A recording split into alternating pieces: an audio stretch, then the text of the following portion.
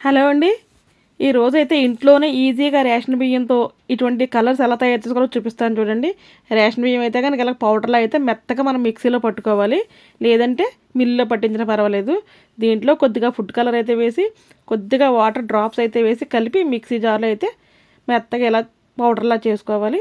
అంతే మన food colour వేయడం వల్ల మంచిగా కలర్స్ అయితే వచ్చేస్తాయండి. అలాగే కుంకుమ, పసుపు మంచి మంచి కలర్స్ మన ఇంట్లో ఏమున్నా సరే వేసుకోవచ్చు.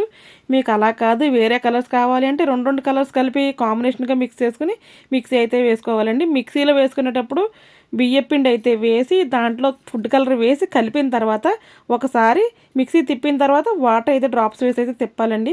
ముందే వాటర్ అంతా కలిపేసేస్తే ముద్దలు అయితే అయిపోతుందనమాట. ఇలా నేను చూపించినట్టు అయితే చేయాలి. నేను నీరు మందు కూడా వేసి ఈ కలర్ అయితే రెడీ చేశాను.